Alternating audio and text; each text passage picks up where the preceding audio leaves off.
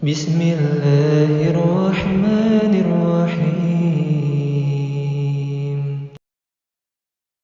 Assalamualaikum warahmatullahi wabarakatuh. Waalaikumsalam warahmatullahi wabarakatuh. Innal hamdalillah, tsumma alhamdulillahi rabbil alamin.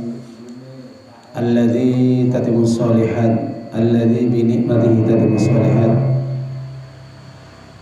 Asyhadu an la ilaha illallah wahdahu la syarika lah, wa asyhadu anna Muhammadan abduhu wa rasuluh. Wa huwa shadiqul amin wa khatamul anbiya'i wal mursalin wa ala alihi wa sahbihi ajma'in wa man tabi'ahum bi ihsanin ila yaumiddin. Usikum wa nafsi bi taqwallah faqad fazal muttaqun kama qala Allah ta'ala fi kitabihil karim. A'udzu billahi minasyaitonir rajim. Bismillahirrahmanirrahim. Ya ayyuhalladzina amanu taqullaha haqqa tuqatih wa la tamutunna illa wa antum muslimun. Wa qala aidan ya ayyuhalladzina amanu taqullaha wa qulu qawlan sadida yuslih lakum a'malakum wa yaghfir lakum dhunubakum wa may yuti'illaha wa rasulahu faqad faza fawzan 'azima. Semaqala Rasulullah sallallahu alaihi wasallam, ittaqillaha tsumma kunta wa bi isatal hasanata muha wa khaliqin nas bi khuluqin hasan wa khairukum man ta'allama al-Qur'ana wa 'allama. Wa fi haditsil ukhra man salaka tariqan yaltamisu fi 'ilman sahalallahu bi tariqan ilal jannah. Talabul ilmi faridatun ala kulli muslim. Rawi Ibnu Majah bi sanadin sahih. Amma ba'd. Rabbi shrah li sadri wa yassir li amri wahlul 'uqdatam min lisani yafqahu qawli. Rabbi zidna ilma warzuqna fahma waj'alna minas sholihin. Para jamaah, Bapak Ibu yang dimuliakan oleh Allah, tidak lupa kita bersyukur kepada Allah atas segala limpahan nikmat berupa taufik, hidayah, maunahnya, sehingga kita masih bisa merasakan nikmatnya Allah berupa kesehatan.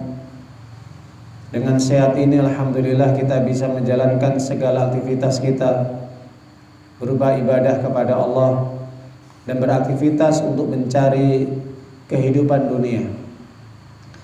Maka sehat ini tentunya harus kita syukuri, sehingga sehat ini akan bisa menjadi keberkahan dalam diri kita, dalam kehidupan kita, manakala sehat ini bermanfaat dan kita tujukan hanya untuk ibadah kepada Allah Subhanahu wa taala.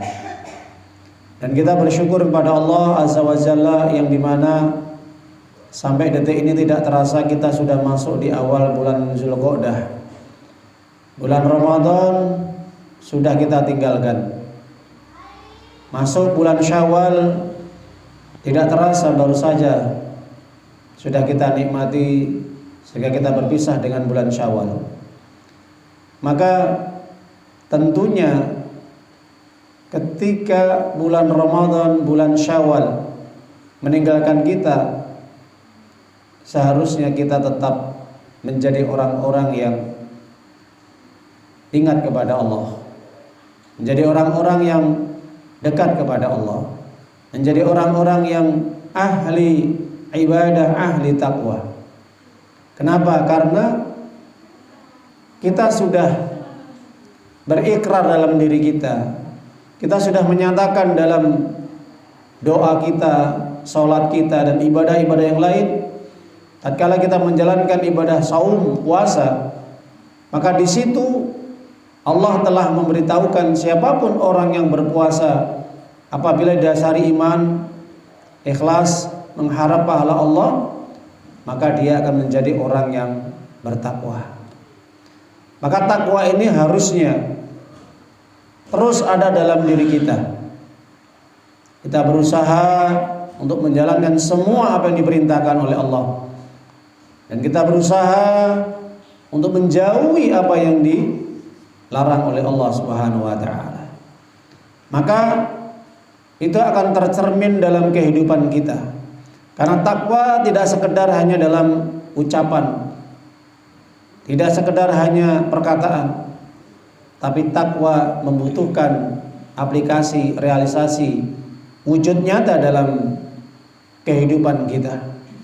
Bagaimana ibadah kita, bagaimana sholat kita, bagaimana bacaan Quran kita, bagaimana juga ibadah-ibadah yang sunnah yang lainnya, yang seharusnya tetap kita jaga dengan baik.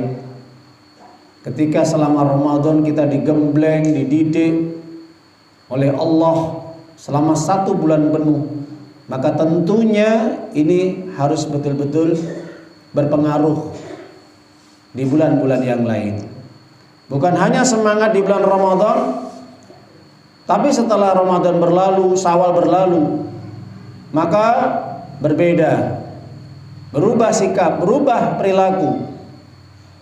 Yang dulunya kita kelihatannya mungkin ahli ibadah, khusyuk, rajin, tapi setelah Ramadan berlalu, setelah Syawal berlalu, apa yang terjadi? Kita semakin lemah lagi, tidak bergairah, tidak semangat.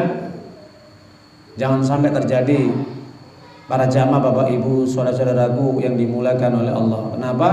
Karena Allah yang kita ibadahi di bulan Ramadan, maka tentunya juga Allah yang kita ibadahi di bulan Syawal, Zulqa'dah, Zulhijjah, Muharram, Safar, Rabiul Awal, Rabiul Tsani, dan seterusnya sampai nanti kembali lagi bertemu kembali di bulan Ramadan yang akan datang. Mudah-mudahan kita berdoa kepada Allah, semoga Allah memberikan umur yang berkah, kehidupan yang bermanfaat, sehingga kita dipertemukan dengan bulan Ramadan yang akan datang. Amin ya rabbal alamin. Para jamaah Bapak Ibu rahimani rahimakumullah taala, ada satu wasiat yang disampaikan oleh seorang anak Gaza ketika saya mendapatkan, yaitu pesan di Facebook. Di situ dirilis, ditampilkan bahwa pesan dari seorang anak Gaza yang beliau sebelum syahid beliau menuliskan wasiat di dalam kertas 1 lembar, menyampaikan tentang 3 perkara yang harus dijaga dalam kehidupan. Ini kalau kita lihat ya, beliau bernama Omar Muhammad Al-Jamasi. Ya, Omar Muhammad Al-Jamasi ini seorang, katakan di sini seorang anak atau pemuda yang masih belia ya, artinya sekitar umur 10 sampai 12 tahun sebelum syahid insyaallah. Beliau menulis surat bahwa sebelum beliau nanti syahid, ini sebelum beliau syahid ya, pada akhirnya juga beliau syahid, beliau menyampaikan bahwa beliau masih berhutang kepada temannya yang bernama Abdul Karim Al-Nairob, yaitu 1 sekal ya. Jadi kalau mata uang mungkin wilayah Palestina ya, mungkin itu beberapa ribu ya, kurang lebih ribuan. Maka di samping dia menulis bahwa dia masih punya hutang 1 sekal kepada temannya yang bernama Abdul Karim, tolong hendaknya seandainya dia syahid, siapapun bisa untuk melunasinya agar nanti ruhnya diterima oleh Allah. Kenapa? Karena dia khawatir seandainya nanti suatu waktu dia meninggal dunia dalam kondisi syahid, dibunuh oleh Zionis Israel, Yahudi laknatullah alaih, beliau masih punya hutang. Karena apapun ibadah, sehebat apapun, setinggi apapun ibadahnya, kalau masih punya hutang, nah, ini jadi masalah Bapak Ibu. Okay? Ini padahal beliau sebelum syahid ya, anak yang solih, agar membayarkan hutangnya. Seandainya mungkin orang tuanya juga sudah meninggal dunia, mungkin dia menulis wasiat ini, orang tuanya sudah meninggal dunia, disampaikan kepada teman-temannya ini surat ini, wasiat ini, agar segera untuk melunasinya. Ini dia minta bantuannya.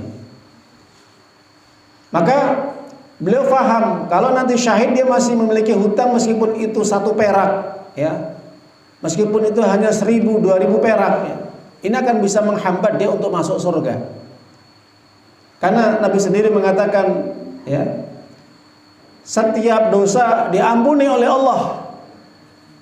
Ya. Bahkan juga orang yang mati syahid akan diampuni dosa-dosanya oleh Allah, apapun dosa yang dilakukan. Illa dain, kecuali hutang. Kecuali hutang, Bapak Ibu, ya. Bayangkan, amalan mati syahid saja, ketika dia membawa dosa selain dosa syirik, dosa-dosa besar atau dosa yang lain, itu diampuni sama Allah. Yughfaru li syahid illa dain.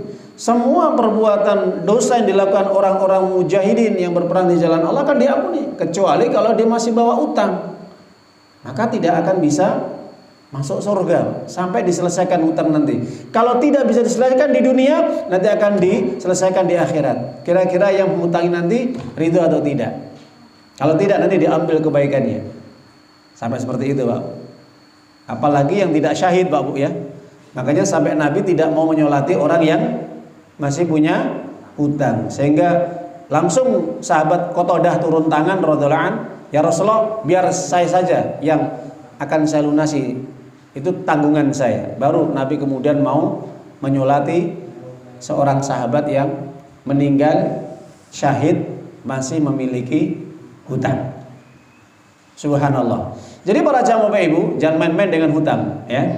Jadi kalau masih punya hutang, segera diselesaikan. Kalau seandainya kita sudah meninggal dunia, tulis wasiat. Ya, kita masih punya hutang kepada fulan sekian. Nanti biar keluarga kita ahli warisnya yang menyelesaikannya. Baik. Apa pesan beliau? Pesan dia sebelum beliau syahid, maka beliau mengatakan, saya uhibbukum, ana uhibbukum fillah. Aku menyayangi kalian semuanya, wahai saudara-saudaraku. Siapapun, seorang muslim, saudaraku, aku menyayangi kalian atas dasar Allah Subhanahu wa taala. Maka aku pesankan kepada kalian, wahai sahabatku, tolong. Yang pertama, jagalah sholat. Ihfadis sholah, jagalah sholat. Selama kalian masih hidup, jagalah sholat. Meskipun dalam kondisi kita perang ini, jagalah sholat. Meskipun dalam kondisi kita ini susah, jagalah sholat. Meskipun kita dalam kondisi konflik di medan perang ini, jangan pernah tinggalkan sholat. Masya Allah. Ya, jadi pesan beliau, dalam kondisi apapun, apalagi di medan perang ini, jagalah sholat. Kenapa? Karena Allah sendiri mengatakan ketika orang sedang perang pun dilarang untuk meninggalkan sholat. Bahkan sholat jamaah pun tetap dijalankan, betul nggak? Makanya turun surat An-Nisa, ya, turun surat An-Nisa ayat yang 101 kalau tidak salah itu. Bagaimana ketika dalam kondisi perang, ya, tetap hendaknya dianjurkan untuk menjaga sholat berjamaahnya. Meskipun seandainya tidak berjamaah, minimal dia tetap menjaga sholatnya munfarid sendirian. Kenapa? Karena Nabi sendiri menyatakan dalam hadis sahih Imam Muslim, baina rujuli wa baina syirki wal kufri tarkus sholat. Perbedaan antara orang kalau dia muslim, mukmin, maka dia tentunya akan menjaga sholatnya. Kalau dia meninggalkan sholat, akan berubah menjadi kafir atau musyrik, kata Nabi. Bayangkan. Jadi orang perang saja kalau sampai dia meninggalkan sholat, bukan syahid yang diperoleh, keluar dari identitas muslim meskipun dia perang, ya. Padahal perang itu amalan yang paling puncaknya adalah jihad di jalan Allah Subhanahu wa taala. Sebagian Nabi mengatakan, ya, bahwa sholat itu tiang agama. Maka puncaknya amalan yang paling tinggi adalah jihad. Dirwatu sanamihi al jihad fisabilillah. Puncak yang paling tinggi adalah jihad. Itu. Tapi kalau sudah meninggalkan sholat, maka pondasi ini hancur semuanya, runtuh semuanya. Maka meskipun dalam kondisi perang, tetap jangan sampai tinggalkan sholat. Ini bayangkan dalam kondisi genting, Mbak Buki. dalam kondisi konflik. Ini pesan beliau. Masya Allah. Apalagi kondisi aman, apalagi kondisi tidak ada perang, maka itu lebih harus dijaga lagi waktunya, berjamaah dan yang lainnya, khusyuk dan tumakninahnya. Nah, itu yang beliau pesankan. Yang pertama adalah senantiasa menjaga sholat. Maka benar kata Allah Ta'ala, turunkan surat Al-Baqarah 238, hafidhu ala salawati wa sholatil wusta wa qumu lillahi qanitin. Jagalah sholat kalian, yaitu sholat 5 waktu.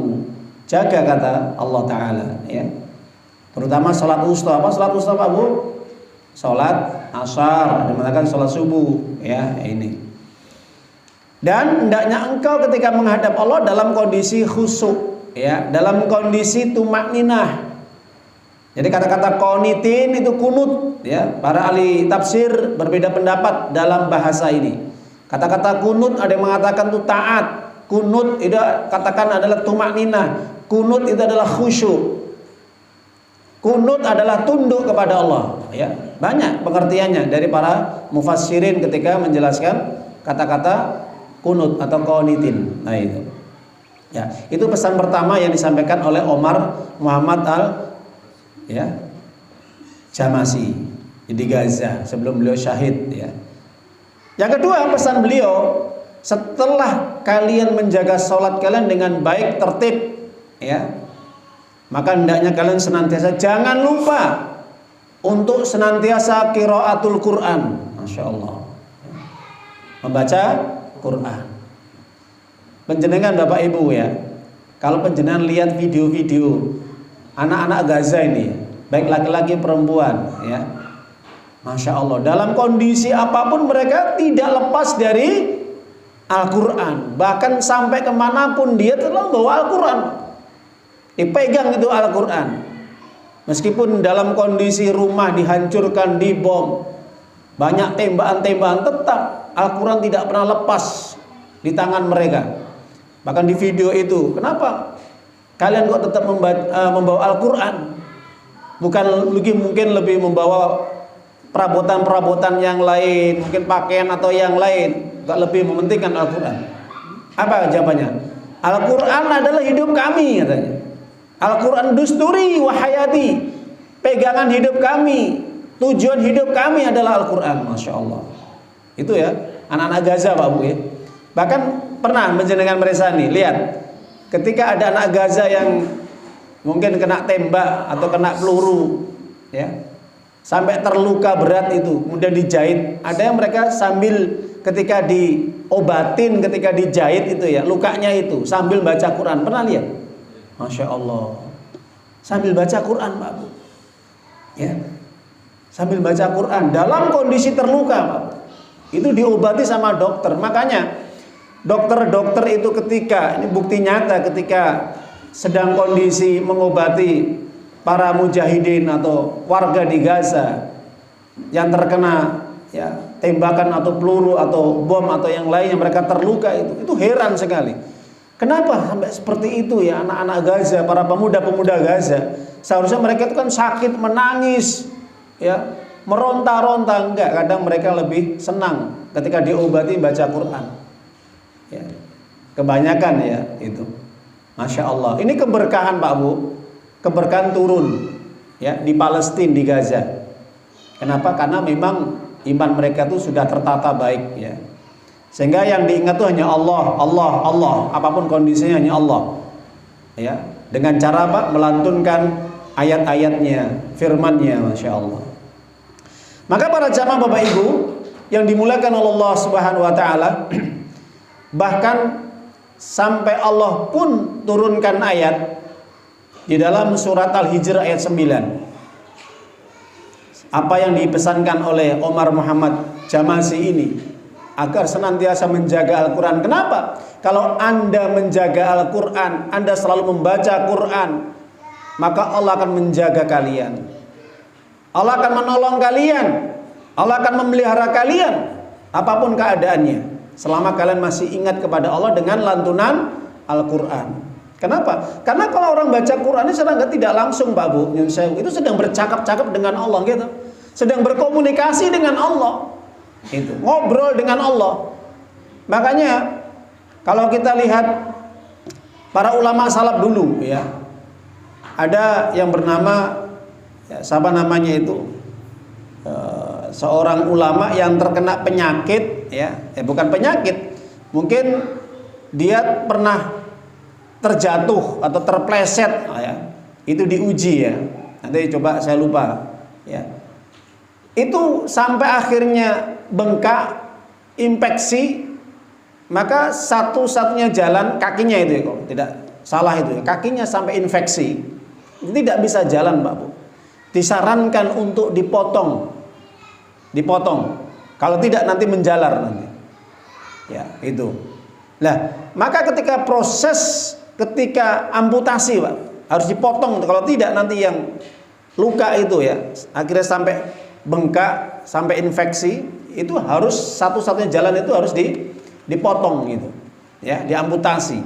Apa yang terjadi ketika para tabib ini yang mau amputasi kakinya si ulama ini ya, maka yang terjadi apa Bapak Ibu, disarankan untuk minum khamr. Oh enggak ya, tujuannya apa ya, karena kalau di darurat minum khamr untuk menahan rasa sakit. Saat itu kan mungkin belum ada anestesi Pak Bu ya, untuk menahan rasa sakit itu ya, namanya apa, obat apa untuk menahan rasa sakit apa, bius, belum ada bius, minum khamr udah gitu ya. Itu terus mungkin saat itu mungkin minimal dituangkan aja, enggak mau dituangkan itu, biar nanti untuk meredam rasa sakit juga. Terus bagaimana? Nanti kamu akan merasakan sakit yang luar biasa kalau kamu nggak minum khamr atau nggak dituangkan cairan khamr ini ya. Cukup aku tak berkomunikasi dengan Allah, ketika aku berkomunikasi dengan Allah segera potong kakiku. Caranya bagaimana? Sholat sunnah dia, sholat sunnah betul-betul khusyuk betul ya, ketika dalam kondisi khusyuk di tahiyat akhir betul-betul diperlamanya, entah itu pada saat tahiyat, tasahud atau sujud ya, saat itu dia pesan supaya segera untuk memotong kakinya yang terinfeksi tadi. Masya Allah Pak, potong betul saat itu. Dia menikmati sujudnya, membaca Qur'annya di situ, maksudnya dia banyak berdoa kepada Allah ya. Dia berkomunikasi dengan Allah. Yang terjadi apa? Nggak terasa. Baru setelah dia salam, melihat kaki sudah terpotong, baru pingsan dia. Merasakan seperti itu. Jadi saat ketika dia sedang sholat, tidak terasa rasa sakitnya. Ini tingkatan yang luar biasa Pak Bu ya. Ya, ketika diamputasi nggak terasa. Kalau kita mungkin sudah ada nyamuk, pak pok gitu ya, ada semut loh, gatel kan gitu ya. Nah, ini sampai dipotong kakinya. Lah, memang benar kata Allah Subhanahu wa taala, siapapun orang yang betul-betul menikmati Al-Qur'an, bacaannya, menghayati, mentadaburi, memahami isi kandungannya, terasa itu akan dalam hatinya itu betul-betul luar biasa Pak Bu. Semakin dia dekat kepada Allah. Kenapa? Karena orang baca Quran itu pada hakikatnya sedang berbincang-bincang, sedang ngobrol dengan Allah Subhanahu wa taala. Maka di dalam surat Al-Hijr ayat yang 9 Allah katakan, inna nahnu nazzalna dzikra wa inna lahu lahafidun. Aku turunkan Al-Quran kata Allah, aku turunkan Al-Quran ini, maka ketika sudah aku turunkan Al-Quran ini, maka siapapun mereka yang menjaga Al-Quran akan aku jaga hidupnya. Akan aku jaga hidupnya.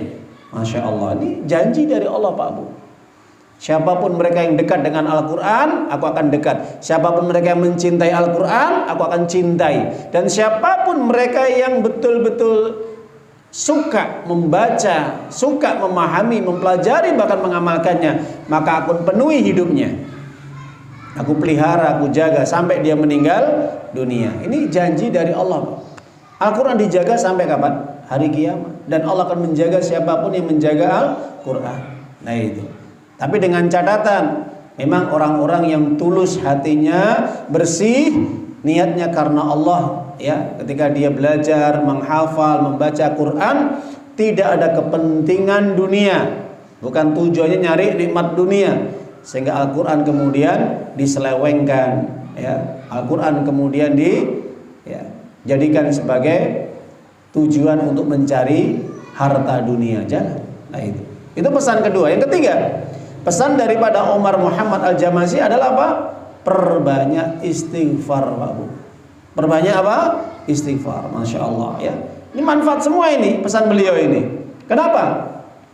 Karena orang yang memperbanyak istighfar ini, kata Nabi Muhammad SAW, paling tidak ada 3. Yang pertama, akan diselesaikan segala urusannya. Yang kedua, akan diringankan beban hidupnya atau akan diringankan musibah yang menimpanya. Yang ketiga, akan diberi rezeki dari arah yang tidak disangka-sangka. Itu janji dari Allah lewat Nabi Muhammad SAW. Kalau banyak istighfar, Pak, ya. Bahkan Nabi sendiri istighfar berapa sehari? 70 minimal, ya. Dalam riwayat yang 100 kali. Meskipun tidak dibatasi oleh Nabi, tapi itu untuk pribadi Nabi. Nabi tidak pernah membatasi istighfar kepada umatnya, kamu harus 70, kamu harus 100, tidak. Tapi untuk Nabi sendiri, untuk dirinya sendiri. Ayuhan nas, tubu ilallah wa inni atubu ilaihi fil yaumi sab'ina marrat atau mi'ah marrah. Wahai manusia, perbanyaklah kalian bertobat, perbanyak istighfar kalian kepada Allah. Kenapa? Karena aku sendiri setiap hari selalu minta ampun kepada Allah 70 kali. Dalam riwayat yang lain 100 kali. Masya Allah. Ini Nabi, Pak Bu. Kanjeng Nabi Muhammad SAW sudah dijamin masuk surga, penghulu surga, pemimpinnya surga, pemberi syafaat. Tapi beliau tetap istighfar, minta ampun kepada Allah. Coba, sudah nggak punya dosa minta ampun. Ini kan kalau kita pikir ya, ini kira-kira nanti apa yang diampuni? Nggak berbuat dosa kok, ya toh? Nah itu. Nah, apalagi kita, Pak Bu, yang banyak dosa, banyak ya kita lakukan kesalahan, tapi istighfar saja sudah lupa kita. Makanya benar tadi Imam ketika membacakan surat Al-Baqarah tadi, pas ini ya. Surat berapa? 2. Ayat berapa? 286 yang terakhir. Di situ Allah mengajarkan kepada kita, Pak Bu. Ini ya. Sebenarnya itu doa, Pak Bu. Ya. Sebenarnya itu doa, itu sudah mewakili sebenarnya. Kalau kita baca di dalam surah Al-Baqarah 286 itu sudah mewakili sebenarnya. Kenapa? Karena mengandung paling tidak 7 permohonan kita kepada Allah. Ya, kita minta kepada Allah itu 7. Apa? Yang pertama, Allah awali dengan kata-kata Rabbana la tu'akhidna in nasina au akhtana. Apa artinya, Pak Bu? Ya Tuhan kami, Rob kami, sesembahan kami, satu-satunya kami sembah. Jangan engkau hukum kami ya Allah kalau kami melakukan kesalahan atau lupa. 1. Ya. Saya tanya Pak Bu, jenengan kula nggih. Kita manusia ini sering lupa atau sering nggak lupa? Nah, makanya turun ayat ini resepnya, Pak Bu. Ini resep loh ya. Allah turunkan ayat Al-Quran terkait dengan permohonan ini resep, Pak. Kenapa? Manusia hidup tidak lepas dari lupa. Makanya para ulama mengatakan al-insan maulul khata' wa nisyan. Manusia itu adalah tempatnya lupa dan salah. Maka ketika orang istighfar minta ampun kepada Allah atas kelalaian dia, lupa dia, maka menunjukkan bahwa dia butuh Allah. Dia butuh Allah atas lupanya dia minta maaf kepada Allah. Tidak hanya maaf kepada manusia, tapi yang bikin hidup dia, yang bikin rezeki dia, yang memberikan segala fasilitas, malah dia nggak minta maaf ketika dia lupa. Lain salah, Pak. Seharusnya Allah diprioritaskan. Kalau dia lupa sholat atau lupa minta ampun kepada Allah, istighfar kepada Allah, bertobat kepada Allah atas kesalahan, kelalaian dan kelupaan dia. Itu pertama. Yang kedua, Rabbana wala tuhammilna, Rabbana wala tahmil alaina isran kama hamaltahu alal ladzina min qablina. Ya Tuhan kami, jangan engkau bebankan kami sebagaimana orang-orang yang engkau bebankan dengan beban yang berat. Maksudnya apa, Pak Bu? Jangan engkau berikan sesuatu yang kami tidak mampu dalam segala kehidupan kami. Bisa jadi ujian, musibah, atau yang lain kami tidak mampu ya Allah. Beban-beban ini akan membuat kami nanti akan semakin jauh darimu ya Allah. Tolong ringankanlah. Gitu maksudnya. Kenapa? Karena memang kadang-kadang manusia itu menguji hambanya Pak Bu ya. Itu tidak di luar kadar kemampuannya. Tahu Allah, oh kemampuan kamu sekian, ya sudah tak kasih ujian sekian. Makanya dengan doa ini sebenarnya Allah tuh tahu Pak Bu, ya kadar kekuatan kita, iman kita, ya. Ketika menghadapi ujian itu Allah tuh tahu. Makanya di sini doa untuk lebih menguatkan lagi, jangan berikan beban kami yang kami tidak sanggup untuk memikulnya. Padahal kita mah nggak sanggup. Itu. Nanti dikasih ujian sedikit sudah ngeluh ya Pak Bu. Kasih saja miskin sudah ngeluh. Kasih pekerjaan yang sulit, ekonomi sulit sudah ngeluh lah ini. Makanya dengan ada doa ini supaya kita tidak mudah ngeluh sebenarnya Pak Bu, ya. Meskipun sebenarnya beban kita ini ringan, nggak seberat apa yang dirasakan siapa Pak Bu? Para nabi, para rasul, orang-orang soleh terdahulu, yang mereka luar biasa membela agamanya, membela ajaran Allah, mentauhidkan Allah, menyampaikan tauhid, ya. Itu berat sekali Pak ujiannya. Ada yang dibunuh, ada yang dipenjara, ada yang diusir, gitu. Nah itu. Yang ketiga, Rabbana wala tuhammilna ma la taqata lana bih. Jangan engkau pikulkan kami yang tidak kami sanggup pikul, ya. Artinya jangan engkau berikan sesuatu persoalan-persoalan yang dimana kami tidak bisa menyelesaikan ya Allah. Nah, itu. Terutama kalau kita hidup ini pasti kan persoalan rumah tangga ada, persoalan pekerjaan tuh ada, gitu Pak Bu. Nah itu jangan dipikulkan kami, tambah lagi. Kalau bisa selesaikan ya Allah. Nah itu. Yang keempat apa Pak Bu? Baru kita langsung minta kepada Allah setelah kita ngerengek Pak Bu kepada Allah, yaitu fa'fu anna waghfir lana warhamna anta maulana fangsurna alal qaumil kafirin. Langsung minta 4 Pak Bu. Ya Tuhan kami, ya Allah, maafkanlah kesalahan kami ya Allah, dan juga berilah rahmat kepada kami ya Allah. Ampunilah dosa dan kesalahan kami. Pasti kami tidak lepas dari berbuat dosa. Setiap detik, setiap menit pasti kami berbuat dosa ya Allah.